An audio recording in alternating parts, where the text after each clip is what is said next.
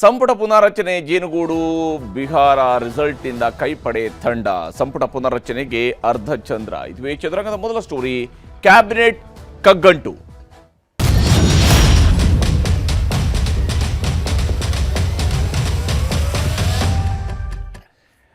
ರಾಜ್ಯದಲ್ಲಿ ಇನ್ನೇನು ಕ್ಯಾಬಿನೆಟ್ ಪುನರ್ರಚನೆಗೆ ಸಂಪುಟ ಪುನರ್ರಚನೆಗೆ ಹೈಕಮಾಂಡ್ನಿಂದ ಗ್ರೀನ್ ಸಿಗ್ನಲ್ ಸಿಕ್ಕೇ ಬಿಡ್ತು ಅನ್ನುವಂತಹ ಖುಷಿಯಲ್ಲಿ ಸಿದ್ದರಾಮಯ್ಯನವರ ಪಾಳೆಯ ಆಯಿತು. ಆದರೆ ಸಿ ಎಂ ಪಾಳೆಯದ ಖುಷಿ ಜಾಸ್ತಿ ಸಮಯ ಉಳ್ಕೊಂಡಿಲ್ಲ. ಯಾಕಂದರೆ ಆ ಒಂದು ಗ್ರೀನ್ ಸಿಗ್ನಲ್ ಸಿಕ್ಕಿದೆ ಅನ್ನುವಂತಹ ವಿಚಾರಕ್ಕೆ ಸಂಬಂಧಪಟ್ಟಂತೆ ಮಲ್ಲಿಕಾರ್ಜುನ ಖರ್ಗೆ ಅವರ ಭೇಟಿಯ ನಂತರ ಒಂದು ರೀತಿಯಂತೆ ಎಲ್ಲೋ ಸಿಗ್ನಲ್ ನೀಡಲಾಗಿದೆ. ಸದ್ಯಕ್ಕೆ ತಡೆಯಿರಿ, ನೋಡೋಣ, ಮಾತಾಡೋಣ, ಈ ರೀತಿಯಾದಂತಹ ಸ್ಥಿತಿಗೆ ಬಂದು ತಲುಪಿದೆ. ಬಹಳ ವೇಗವಾಗಿ ಸಂಪುಟ ಪುನರ್ರಚನೆ ಆಗೇ ಬಿಡುತ್ತೆ ಅನ್ನುವಂತಹ ಸ್ಥಿತಿಯಲ್ಲಿದ್ದಂಥದ್ದಕ್ಕೆ ಒಂದು ತಾತ್ಕಾಲಿಕ ಬ್ರೇಕ್ ಹಾಕಲಾಗಿದೆ. ಹೀಗಾಗಿ ಕಾದು ನೋಡುವ ತಂತ್ರಗಾರಿಕೆನೋ ಅಥವಾ ನಿಜಕ್ಕೂ ಕೂಡ ಸಂಪುಟ ಪುನರ್ರಚನೆಯನ್ನು ಈಗ ಎಲ್ಲೋ ಸಿಗ್ನಲ್ ಕೊಟ್ಟರೂ ಕೂಡ ನಂತರ ವಾಪಸ್ ಅದಕ್ಕೆ ಗ್ರೀನ್ ಸಿಗ್ನಲ್ ಬರುತ್ತಾ ಅಥವಾ ಅದು ರೆಡ್ ಸಿಗ್ನಲ್ ಕಡೆಗೆ ಹೋಗುತ್ತಾ ಗೊತ್ತಿಲ್ಲ. ಇನ್ನೂ ಕೂಡ ಬಹಳಷ್ಟು ಡೆವಲಪ್ಮೆಂಟ್ಸ್ ಕಾಂಗ್ರೆಸ್ನ ಒಳಗಡೆ ನಡೀತಾ ಇದೆ. ಇನ್ನೂ ಸ್ಪಷ್ಟ ರೂಪವನ್ನು ಸಂಪುಟ ಪುನರ್ರಚನೆ ಅನ್ನುವಂತಹ ಸರ್ಕಸ್ ಇದುವರೆಗೂ ಕೂಡ ಪಡೆದಿಲ್ಲ. ಸಂಪುಟ ಪುನರ್ರಚನೆಯ ಸರ್ಕಸ್ ಇದುವರೆಗೂ ಕೂಡ ಸಂಪೂರ್ಣವಾಗಿ ಇಂಥದ್ದೇ ಅನ್ನುವಂತಹ ಸ್ಪಷ್ಟ ರೂಪವನ್ನು ಪಡ್ಕೊಂಡಿಲ್ಲ.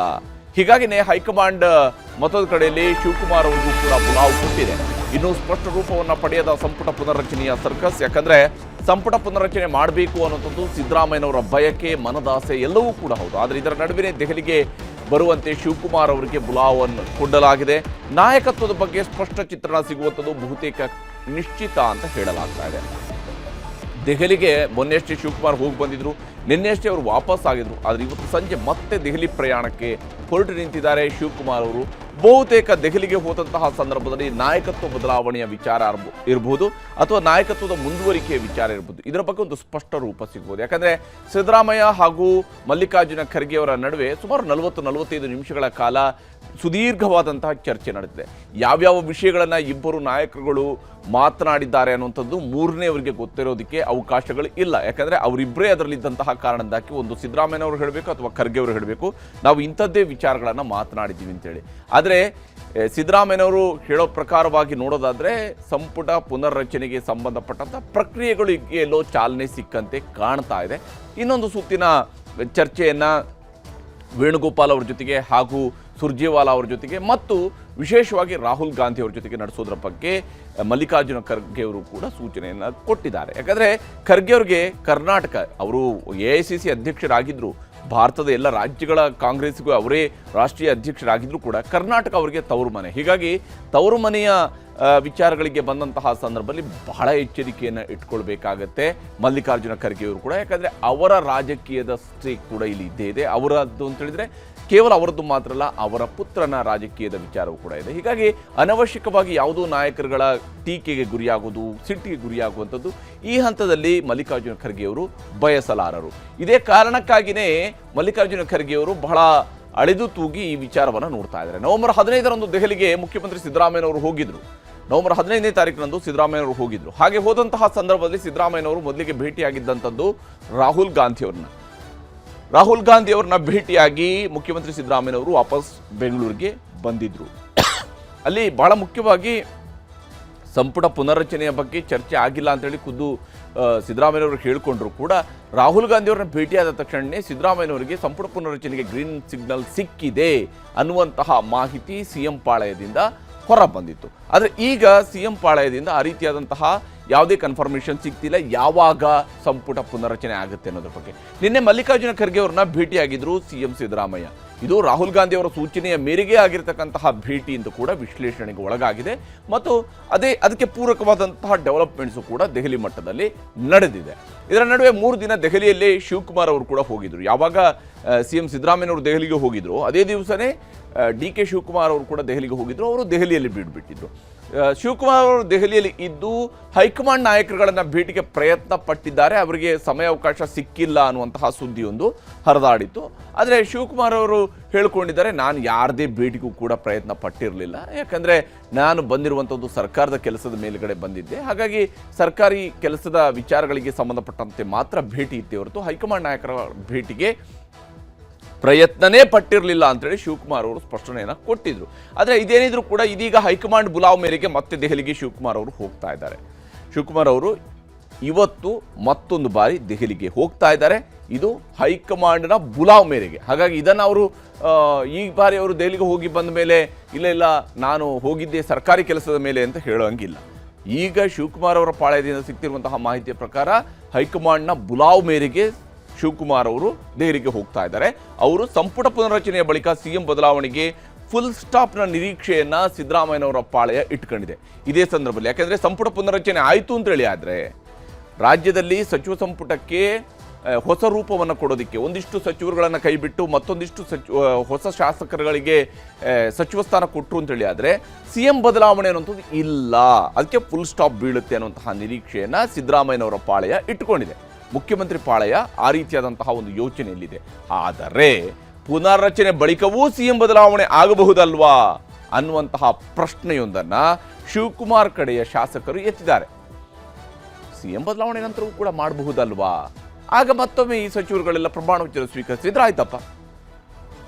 ಸಿ ಬಾಲಕೃಷ್ಣ ಅವರು ಏನು ಹೇಳಿದ್ದಾರೆ ಅನ್ನೋದನ್ನು ನಿಮ್ಗೆ ತೋರಿಸ್ತೇನೆ. ನಮ್ಮ ಪಕ್ಷದಲ್ಲಂತೂ ಈ ಚರ್ಚೆ ಆಯ್ತಾ ಇಲ್ಲ. ನಿಮ್ಮ ಶಾಸಕ ಕೆ ಎನ್ ರಾಜಣ್ಣವರು ಓಪನ್ ಆಗಿ ಹೇಳಿದ್ರು ಸಂಪುಟ ಪುನರ್ರಚನೆ ಅಧಿಕಾರ ಯಾರಿಗೆ ಸಿಗುತ್ತೋ ಅವರೇ ಮುಖ್ಯಮಂತ್ರಿ ಅಂತ. ಕೆ ಎನ್ ರಾಜಣ್ಣವರ ವಿಚಾರವನ್ನ ಅಷ್ಟು ಗಂಭೀರವಾಗಿ ಪರಿಗಣಿಸ್ತಕ್ಕಂಥ ಅವಶ್ಯಕತೆ ಇಲ್ಲ ಅಂತ ನನ್ನ ವೈಯಕ್ತಿಕವಾದಂಥ ಅಭಿಪ್ರಾಯ. ಅವ್ರು ಯಾವ್ಯಾವ ಸಂದರ್ಭದಲ್ಲಿ ಏನೇನೋ ಮಾತಾಡ್ತಾರೆ, ಅದ್ರ ಬಗ್ಗೆ ನಾವೀಗ ವಿಶ್ಲೇಷಣೆ ಮಾಡೋದು ಕೂಡ ಒಳ್ಳೇದಲ್ಲ. ಆದರೆ ಕೆ ಎನ್ ರಾಜಣ್ಣವ್ರ ಮಾತಿಗೆ ಅಲ್ಲಿ ಅವ್ರು ಮಾತಾಡ್ತಕ್ಕಂಥ ರೀತಿಗೂ ಅಲ್ಲಿ ನಡೀತಿರ್ತಕ್ಕಂಥ ವಾತಾವರಣಕ್ಕೂ ವ್ಯತ್ಯಾಸ ಇದೆ. ಇದರ ನಡುವೆ ಎಷ್ಟು ಜನ ಮಂತ್ರಿಗಳನ್ನ ಸಂಪುಟದಿಂದ ಕೈ ಬಿಡ್ತಾರೆ, ಎಷ್ಟು ಜನರನ್ನು ಉಳಿಸ್ಕೊಳ್ಬಹುದು. ಈಗ ಆಲ್ರೆಡಿ ಇರತಕ್ಕಂತಹ 2 ಸೀಟ್ಗಳು ಖಾಲಿ ಇರತಕ್ಕಂಥ 2 ಸೀಟು, ಅದರ ಜೊತೆಗೆ ಇನ್ನೊಂದು 12 ಸೀಟನ್ನು ತೆಗೆದರೆ ಒಟ್ಟು 14 ಸಚಿವರುಗಳಿಗೆ ಹೊಸದಾಗಿ ಕ್ಯಾಬಿನೆಟ್ನಲ್ಲಿ ಸ್ಥಾನಮಾನ ಕೊಡಬಹುದು. ಈ ರೀತಿಯಂಥ ಯೋಚನೆ, ಈ ರೀತಿಯಂಥ ಲೆಕ್ಕಾಚಾರಗಳು ಇವೆಲ್ಲವೂ ಕೂಡ ಸಾಗಿದ್ದಾವೆ. ಆದರೆ ಇಲ್ಲಿ ಸಂಪುಟದ ಪುನರ್ರಚನೆಯೇ ಸಸ್ಪೆನ್ಸ್ ಆಗಿ ಕುಳಿತಿದೆ. ಯಾಕೆಂದರೆ ಸಂಪುಟ ಪುನರ್ರಚನೆ ಅನ್ನುವಂಥದ್ರ ಜೇನುಗೂಡಿಗೆ ಕೈ ಹಾಕೋದಿಕ್ಕೆ ಹೈಕಮಾಂಡ್ ಕೂಡ ಹಿಂದೆ ಮುಂದೆ ನೋಡ್ತಾ ಇದೆ. ಯಾಕೆಂದರೆ ಇದಕ್ಕೆ ಅನಿವಾರ್ಯ ಅಂತಿಮವಾಗಿ ಹೈಕಮಾಂಡ್ ಈ ಕೆಲಸವನ್ನು ಮಾಡಲೇಬೇಕಾಗುತ್ತೆ. ಯಾಕಂದರೆ ರಾಜಕೀಯದಲ್ಲಿ ಇದ್ದ ಮೇಲೆ ರಾಜಕೀಯದಲ್ಲಿ ರಿಸ್ಕ್ ತೆಗೆದುಕೊಳ್ಳುವಂಥದ್ದು ಭಾಳ ಮುಖ್ಯ. ಅದು ಯಾವುದೇ ಪಕ್ಷಗಳೇ ಆದರೂ ಕೂಡ ಸರಿ. ಆದರೆ ಕಾಂಗ್ರೆಸ್ಗೆ ಈ ಹಂತದಲ್ಲಿ ಬೇಕಾ ಬೇಡವಾ, ಈಗ ನಾವು ಸಂಪುಟ ಪುನರ್ರಚನೆ ಮಾಡಿದರೆ ಹೇಗೆ, ಈ ರೀತಿಯಾದಂತಹ ಯೋಚನೆಯೇ ಜಾಸ್ತಿ ಆದಂಗೆ ಕಾಣ್ತಾ ಇದೆ. ಸಂಪುಟ ಪುನರ್ರಚನೆ ಅನ್ನುವಂತಹ ಜೇನುಗೂಡಿಗೆ ಕೈ ಹಾಕೋದಕ್ಕೆ ಹೈಕಮಾಂಡ್ ಕೂಡ ಮುಂದಾಗ್ತಾ ಇಲ್ಲ. ಬಿಹಾರ ಫಲಿತಾಂಶದ ಎಫೆಕ್ಟು ಹಾಗೆಯೇ ಯಾವುದೇ ಪ್ರಯೋಗಕ್ಕೆ ಇದರಿಂದಾಗಿ ಮುಂದಾಗದೇ ಇರೋದಕ್ಕೆ ಹೈಕಮಾಂಡ್ ಯೋಚನೆ ಮಾಡ್ತಾ ಇದೆ. ಈ ಹಂತದಲ್ಲಿ ಬೇಕಾ, ಈಗ ಮತ್ತೆ ಯಾವುದೇ ದಿವಸ ಅವರು ಪುನರ್ರಚನೆ ಮಾಡಿದರೂ ಕೂಡ ರಾಜ್ಯದಲ್ಲಿ ಒಂದಿಷ್ಟು ಕಡೆಗಳಲ್ಲಿ ಟೈರ್ಗಳಿಗೆ ಬೆಂಕಿ ಹಚ್ಚೋದು, ಪ್ರತಿಭಟನೆ ನಡೆಸೋದು, ಪ್ರತಿಕೃತಿಗಳ ದಹನ ಮಾಡುವಂಥದ್ದು, ಪ್ರತಿಭಟನೆ ನಡೆಸುವಂಥದ್ದು ಇವೆಲ್ಲ ನಡೆಯುತ್ತೆ. ಇದು ಸರ್ಕಾರ ನಡೆಸೋರಿಗೆ ಗೊತ್ತಿರುವಂತಹ ವಿಚಾರ ಮತ್ತು ಇತ್ತೀಚಿನ ವರ್ಷಗಳಲ್ಲಿ ಇದು ವೆರಿ ಕಾಮನ್ ಅನ್ನುವಂಥದ್ದು ಆಗೋಗಿದೆ. ಹಾಗೊಂದು ವೇಳೆ ಈಗ ಅಂಥದ್ದೊಂದು ಗಲಾಟೆ, ಅಂಥದ್ದೊಂದು ಪ್ರತಿಭಟನೆ, ಅಂಥದ್ದೊಂದು ಆಕ್ಷೇಪ, ಅಂಥದ್ದೊಂದು ಬಹಿರಂಗ ಅಪಸ್ವರ ಇಂಥದ್ದು ಏನೇ ಬಂದರೂ ಕೂಡ ಅದನ್ನು ಕಾಂಗ್ರೆಸ್ ಹೈಕಮಾಂಡ್ ಈಗಿರ್ತಕ್ಕಂಥ ಪೊಸಿಷನಲ್ಲಿ ಬಹಳ ತಲೆ ಕೆಡಿಸ್ಕೊಂಡು ಯೋಚನೆ ಮಾಡಬೇಕಂತ ಸ್ಥಿತಿಯಲ್ಲಿ ಇದೆ. ಹೀಗಾಗಿನೇ ಅವರು ಬಿಹಾರ ಫಲಿತಾಂಶ ಎಫೆಕ್ಟ್ನ ನಂತರ ಯಾವುದೇ ಪ್ರಯೋಗ ಬೇಕಾ ಬೇಡವಾ ಅಂತ ಯೋಚನೆ ಮಾಡ್ತಾ ಇದ್ದಾರೆ. ಇದರ ನಡುವೆ ಅಧಿಕಾರ ಹಸ್ತಾಂತರ, ನಾಯಕತ್ವ ಬದಲಾವಣೆ, ಪುನಾರಚನೆಗಳಿಗೆಲ್ಲ ಸದ್ಯಕ್ಕೆ ಬ್ರೇಕ್ ಹಾಕಬೇಕು ಅನ್ನುವಂತಹ ಯೋಚನೆಯೂ ಕೂಡ ಹೈಕಮಾಂಡ್ ಮಟ್ಟದಲ್ಲಿ ಇದ್ದೇ ಇದೆ. ಒಂದು ವೇಳೆ ಇವರು ನಾಯಕತ್ವ ಬದಲಾವಣೆ ಅನ್ನುವಂತಹ ವಿಚಾರಕ್ಕೆ ಬ್ರೇಕ್ ಹಾಕಿಲ್ಲ ಅಂತೇಳಿ ಆದರೆ ಮುಂದಿನ 2.5 ವರ್ಷ ಕಾಂಗ್ರೆಸ್ಗೆ ಬಹಳ ಕಷ್ಟದ ದಿನಗಳು ಆಗ್ತವೆ ಮತ್ತು ಮುಂದಿನ 2.5 ವರ್ಷದ ನಂತರ ನಡಿಬೇಕಿರುವಂತಹ ಚುನಾವಣೆ ಕಾಂಗ್ರೆಸ್ನ ಪಾಲಿಗೆ ಬಹಳ ದೊಡ್ಡ ಕಬ್ಬಿಣದ ಕಡಲೆ ಆಗಬಹುದು. ಇದನ್ನು ಸರಿಪಡಿಸಬೇಕು ಅಂದರೆ ಈಗಲೇ ಈ ಎಲ್ಲದಕ್ಕೂ ಕೂಡ ಒಂದು ಸ್ಪಷ್ಟ ಉತ್ತರ, ಅದು ಸಿದ್ದರಾಮಯ್ಯನವರ ಕಂಟಿನ್ಯೂಷನ್ ಇರ್ಬೋದು, ಸಿದ್ದರಾಮಯ್ಯನವರ ಬದಲಾವಣೆ ಇರ್ಬೋದು, ಶಿವಕುಮಾರ್ನವ್ರನ್ನ ಮುಖ್ಯಮಂತ್ರಿ ಮಾಡೋದಿರ್ಬೋದು, ಅಥವಾ ಇನ್ಯಾರದೇ ವ್ಯಕ್ತಿಯನ್ನು ಮುಖ್ಯಮಂತ್ರಿ ಮಾಡೋದಿರ್ಬೋದು, ಅಂಥದ್ದು ನಡಿಬೇಕಾಗಿದೆ. ಸದ್ಯಕ್ಕೆ ಆಸೆಯಿಂದ ದೆಹಲಿಗೆ ಹೋಗಿದ್ದಂತಹ CMಗೂ DCMಗೂ ಹೈಕಮಾಂಡ್ ನಿರಾಸೆಯನ್ನು ಮಾಡಿದೆ. ಇಬ್ಬರು ಕೂಡ ತಮ್ಮ ಆಸೆಗಳನ್ನು, ತಮ್ಮ ಬಯಕೆಗಳನ್ನು 2.5 ವರ್ಷ ಅನ್ನುವಂಥದ್ದನ್ನು ಕ್ಯಾಲೆಂಡರ್ನಲ್ಲಿ ನೋಡಿಕೊಂಡು ಹೊರಟು ಹೋಗಿದ್ರು ದೆಹಲಿವರೆಗೆ. ಆದರೆ ಅದಕ್ಕೆ ಏನೂ ಬೆಲೆ ಸಿಕ್ಕಿಲ್ಲ. ರಾಹುಲ್ ಗಾಂಧಿ ಕಡೆಗೆ ಬೊಟ್ಟು ಮಾಡಿರುವಂತಹ AICC ಅಧ್ಯಕ್ಷ ಮಲ್ಲಿಕಾರ್ಜುನ ಖರ್ಗೆ ಅವರು ಓಕೆ ಸಂಪುಟ ಪುನರ್ರಚನೆ ಅಲ್ವಾ, ಆಯಿತು ರಾಹುಲ್ ಗಾಂಧಿ ಅವ್ರ ಜೊತೆ ಮಾತಾಡೋಣ, ಎಲ್ಲರ ಜೊತೆ ಕೂತ್ಕೊಂಡು ಮಾತಾಡೋಣ, ಕೇವಲ ನೀವೊಬ್ಬರೇ ಹೋಗಿ ರಾಹುಲ್ ಗಾಂಧಿ ಅವ್ರನ್ನ ಭೇಟಿಯಾಗೋದು, ನನ್ನನ್ನು ಭೇಟಿಯಾಗೋದು ಬೇಡ, ನಾನು ನೀವು ರಾಹುಲ್ ಗಾಂಧಿ ಅವರು ಎಲ್ಲ ಜೊತೆ ಕೂತ್ಕೊಂಡು ಮಾತಾಡೋಣ ಅನ್ನುವಂತಹ ಸೂತ್ರದ ಕಡೆಗೆ ಹೊರಟಿದ್ದಾರೆ ಮಲ್ಲಿಕಾರ್ಜುನ ಖರ್ಗೆ ಅವರು. ಈ ಕಾರಣಕ್ಕಾಗಿ ಖರ್ಗೆ ಅವರು ರಾಹುಲ್ ಗಾಂಧಿ ಕಡೆಗೆ ಬೊಟ್ಟು ಮಾಡಿದ್ದಾರೆ ಸಂಪುಟದ ಪುನರ್ರಚನೆಯ ವಿಚಾರಕ್ಕೆ ಸಂಬಂಧಪಟ್ಟಂತೆ. ಹೀಗಾಗಿ ಸದ್ಯಕ್ಕೆ ಸಂಪುಟ ಪುನರ್ರಚನೆ ಅನ್ನುವಂಥದ್ದು ಒಂದು ದೊಡ್ಡ ಸಸ್ಪೆನ್ಸ್ ಆಗಿ ಉಳ್ಕೊಂಡಿದೆ. ಇದರ ನಡುವೆ ಖರ್ಗೆ ಅವರು ಒಂದಿಷ್ಟು ಸಲಹೆಯನ್ನು ಕೂಡ ಮುಖ್ಯಮಂತ್ರಿ ಸಿದ್ದರಾಮಯ್ಯನವರಿಗೆ ಕೊಟ್ಟಿದ್ದಾರಂತೆ. ಅಂದರೆ ಯಾವುದೇ ನಿರ್ಧಾರವನ್ನು ಕೈಗೊಳ್ಳೋದಕ್ಕಿಂತ ಮುಂಚಿತವಾಗಿ 2 ಬಾರಿ ಯೋಚನೆ ಮಾಡಿ ಅಂತ ಹೇಳಿ. ಪಕ್ಷದ ಹಿತದೃಷ್ಟಿಯಿಂದ ಪುನರ್ರಚನೆ ಸದ್ಯಕ್ಕೆ ಬೇಡ, ಈಗಷ್ಟೇ ನಾವು ಸೋತಿದ್ದೀವಿ, ಅದು ಕನಸಲ್ಲೂ ಕೂಡ ಬಯಸದೇ ಇರತಕ್ಕಂತಹ ಸೋಲದು, ಅಂಥದ್ದೊಂದು ಸೋಲನ್ನು ಎದುರಿಸಿ ಆಗಿದೆ ಬಿಹಾರದಲ್ಲಿ. ಹೀಗಾಗಿ ಪಕ್ಷದ ಹಿತದೃಷ್ಟಿಯಿಂದ ಈ ಹಂತದಲ್ಲಿ ಪುನರ್ರಚನೆ ಬೇಡ, ಯಥಾಸ್ಥಿತಿ ಮುಂದುವರಿಸ್ಕೊಂಡು ಹೋದರೆ ಉತ್ತಮ. ಅಂದರೆ ಯಾರು ಮಂತ್ರಿ ಆಗಬೇಕು ಅಂತ ಆಸೆ ಇರ್ತಾರೋ ಅವ್ರು ಅಟ್ಲೀಸ್ಟ್ ಕಾಯ್ತಾ ಆದರೂ ಕೂತಿರ್ತಾರೆ, ನನಗೆ ನಾಳೆ ಆಗ್ಬೋದು, ನಾಡಿದ್ದು ಬೆಳಿಗ್ಗೆನೇ ನಾನು ಪ್ರಮಾಣ ವಚನ ಸ್ವೀಕರಿಸ್ಬೋದು, ಅಥವಾ ಅದರಿಂದ ಆಚೆ ನಾಡಿದ್ದು ನಾನು ಮಂತ್ರಿ ಆಗಬಹುದು ಅಂತೇಳಿ ಕನಸು ಕಾಣಬಹುದು. ಹಾಗಾಗಿ ಸದ್ಯಕ್ಕೆ ಅವರು ಅದೇ ರೀತಿಯಾದಂಥ ಕನಸಿನಲ್ಲಿ ಇರಲಿ, ಸದ್ಯಕ್ಕೆ ಅದೇ ಉತ್ತಮ ಅನ್ನುವಂತಹದ್ದು ಅವರ ಯೋಚನೆ, ಯಥಾಸ್ಥಿತಿ ಮುಂದುವರಿಸ್ಕೊಂಡು ಹೋಗೋದು. ಸಮಯ ಬಂದಾಗ ಎಲ್ಲರೂ ಕೂತು ಚರ್ಚೆ ಮಾಡೋಣ. ನಿಜಕ್ಕೂ ನಾವು ಕ್ಯಾಬಿನೆಟ್ ಪುನರ್ರಚನೆ ಮಾಡಬೇಕು ಅಂತೇಳಿ ಆದರೆ ಆಗ ನಾವು ಎಲ್ಲರೂ ಕೂಡ ಜೊತೆಗೆ ಕೂತ್ಕೊಂಡು ಚರ್ಚೆ ಮಾಡೋಣ, ನಂತರ ತೀರ್ಮಾನವನ್ನು ಕೈಗೊಳ್ಳೋಣ. ಯಾರನ್ನು ಉಳಿಸ್ಕೊಳ್ಬೇಕು, ಕೈ ಬಿಡಬೇಕು ಅನ್ನೋದರ ಬಗ್ಗೆ ನಂತರ ಪರಿಶೀಲನೆ ನಡೆಸ್ಬೋದು. ಈಗಲೇ ನಾನು ನೀವು ಇಬ್ಬರು ಕೂತ್ಕೊಂಡು ಪರಿಶೀಲನೆ ಮಾಡೋದು ಬೇಡ, ಎಲ್ಲರೂ ಕೂಡ ಕೂತ್ಕೊಂಡಾಗ್ಲೇ ಚರ್ಚೆ ಮಾಡೋಣ.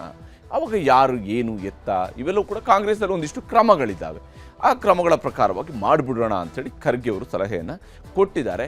ರಾಹುಲ್ ಗಾಂಧಿ ಜೊತೆ ಚರ್ಚಿಸಿ ನಿರ್ಧಾರವನ್ನು ಮಾಡೋಣ. ಒಂದು ವೇಳೆ ನಾವು ಮಾಡಲೇಬೇಕು ಅಂತೇಳಿ ಆದರೂ ಕೂಡ ರಾಹುಲ್ ಗಾಂಧಿ ಅವರ ಜೊತೆಗೆ ಚರ್ಚಿಸೋಣ. ಲೋಕಸಭೆಯ ಪ್ರತಿಪಕ್ಷ ನಾಯಕರಿದ್ದಾರೆ, ಪಕ್ಷದ ವರಿಷ್ಠ ನಾಯಕ ಸದ್ಯಕ್ಕೆ ರಾಹುಲ್ ಗಾಂಧಿ ಆಗಿರೋದ್ರಿಂದಾಗಿ ಅವ್ರ ಜೊತೆಗೆ ಮಾತಾಡೋಣ, ನಂತರ ನಿರ್ಧಾರ ಮಾಡೋಣ ಅಂತೇಳಿ ಖರ್ಗೆ ಅವರು ಕೂಡ ಸಲಹೆ ಕೊಟ್ಟಿದ್ದಾರೆ.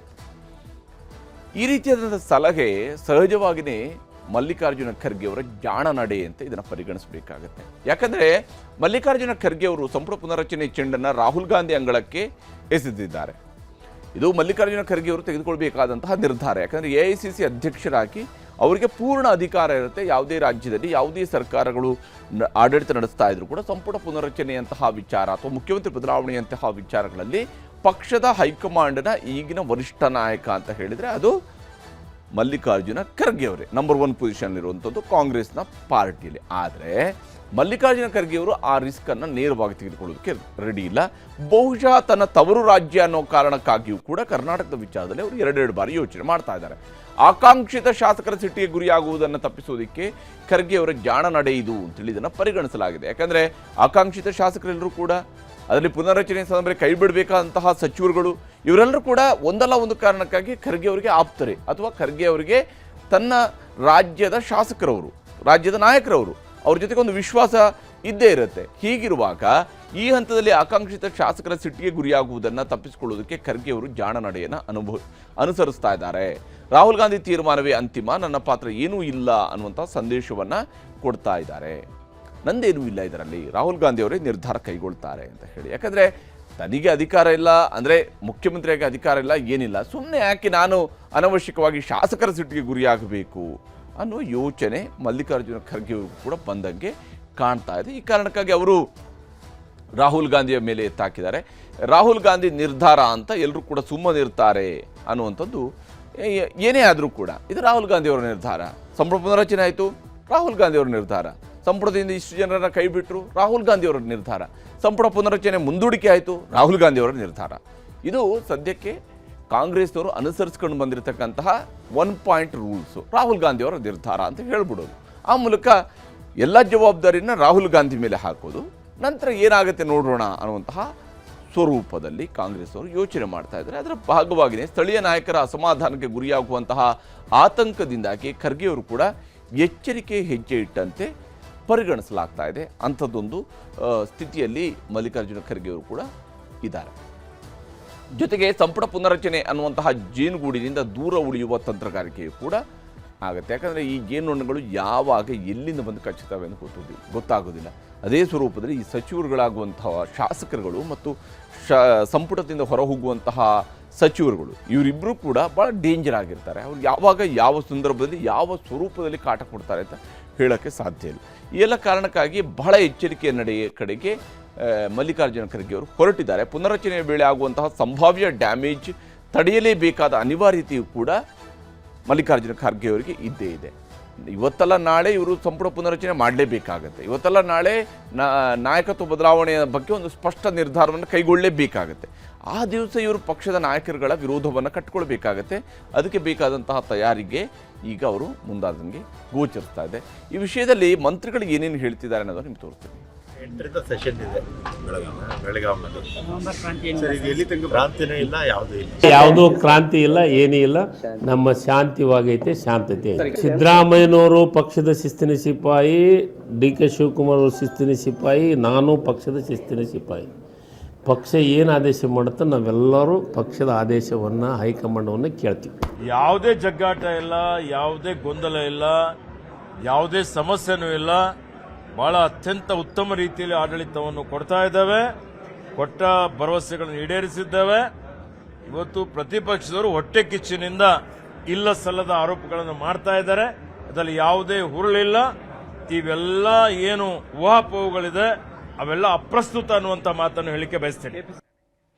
ಹೀಗೆ ಎಲ್ಲರೂ ಕೂಡ ಅವರದೇ ಆದಂತಹ ಲೆಕ್ಕಾಚಾರಗಳಲ್ಲಿ ಇಲ್ಲಿ ಮಾತನಾಡ್ತಾ ಇದ್ದಾರೆ. ಆದರೆ ಇದರ ನಡುವೆ ಸತೀಶ್ ಜಾರಕಿಹೊಳಿ ಅವರು ಒಂದು ಮಾತನ್ನು ಹೇಳಿದ್ದಾರೆ.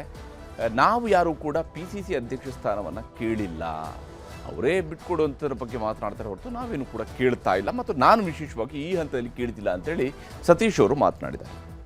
ಶಿವಕುಮಾರ್ ಅವರು ಕೂಡ ದಿಲ್ಲಿ ಪ್ರವಾಸ ಮಾಡಿ ಬಂದಿದ್ದಾರೆ. ಅಲ್ಲಿ ಹೇಳಿದ್ದಾರೆ ಸರ್, ಏನಂತಂದರೆ ಅಧ್ಯಕ್ಷ ಸ್ಥಾನ ಬಿಟ್ಕೊಡಲ್ಲ KPCC. ನಾನು ಇನ್ನೂ ಫಿಟ್ ಆ್ಯಂಡ್ ಫೈನ್ ಇದ್ದೀನಿ. ಈಗ ಬಿಡ್ಲಿಕ್ಕೆ ಯಾರು ಹೇಳಿಲ್ಲ, ಯಾರು ಹೇಳಿದ್ದೇವೆ? ನಾವೇನು ಯಾರು ಹೇಳಿರಲ್ಲ, ಯಾರು ಹೇಳಿಲ್ಲ ಬಿಡಂತ ಯಾರು ಹೇಳಿಲ್ಲ. ಅವ್ರಿಗೆ ಅವರೇ ಇರ್ತಾರೆ, ಅವರೇ ಇರ್ತಾರೆ. ಅವರೇ ಇರಲಿ ಅಂತಾರೆ, ಅವರೇ ಇರ್ತಾರೆ, ಪ್ರಶ್ನೆ ಇಲ್ಲ. ನೀವು ಕೂಡ KPCC ಸ್ಥಾನದ ಅಧ್ಯಕ್ಷ ಸ್ಥಾನ ಆಕಾಂಕ್ಷಿ ಇದ್ರಲ್ಲ, ಕೇಳಿ. ಸದ್ಯಕ್ಕಿಲ್ಲ, ನೋಡೋಣ, ಅವಕಾಶ ಬಂದಾಗ ನೋಡೋಣ. ಹೀಗೆ ಕಾಂಗ್ರೆಸ್ನಲ್ಲಿ ಅವರದೇ ಆದಂತಹ ಲೆಕ್ಕಾಚಾರದ ಮಾತುಗಳು ಸದ್ಯಕ್ಕೆ ಸಾಗ್ತಾ ಇದ್ದಾವೆ. ಎಲ್ರಿಗೂ ಕೂಡ ಇಲ್ಲಿ ಬದಲಾವಣೆ ಆಗುತ್ತೆ ಅಂತ ಕೆಲವರಿಗೆ ಅನ್ನಿಸ್ತಾ ಇದೆ. ಕೆಲವರಿಗೆ ಇಲ್ಲೆಲ್ಲ ಯಾವುದೇ ಬದಲಾವಣೆ ಇಲ್ಲ, ಯಥಾಸ್ಥಿತಿ ಮುಂದುವರಿಯುತ್ತೆ ಅನ್ನುವಂತಹ ವಿಶ್ವಾಸ ಇನ್ನು ಹಲವರಲ್ಲಿದೆ. ಮಂತ್ರಿಗಳಾಗಿರೋರಿಗೆ ಸದ್ಯಕ್ಕೆ ಯಾವ ಪುನರಚನೆಯೂ ಬೇಕಾಗಿಲ್ಲ. ಆದರೆ ಶಾಸಕರಿಗೆ ಆದಷ್ಟು ಬೇಗ ಪುನರಚನೆ ಆಗಬೇಕು, ಇನ್ನೊಬ್ಬರಿಗೆ ಆದಷ್ಟು ಬೇಗ ಮುಖ್ಯಮಂತ್ರಿ ಬದಲಾವಣೆ ಆಗಬೇಕು. ಈ ರೀತಿಯಾದಂಥ ಚರ್ಚೆಗಳು ಸದ್ಯಕ್ಕೆ ಕಾಂಗ್ರೆಸ್ನಲ್ಲಿ ಬಿಗಿಯಾಗಿ ಸಾಗ್ತಾ ಇರುತ್ತೆ. ಆದರೆ ಅಂತಿಮ ನಿರ್ಧಾರವನ್ನು ಕಾಂಗ್ರೆಸ್ ಹೈಕಮಾಂಡ್ ಹೇಗೆ ತೆಗೆದುಕೊಳ್ಳುತ್ತೆ ಅನ್ನೋಂಥದ್ದು ನೋಡಬೇಕಿದೆ.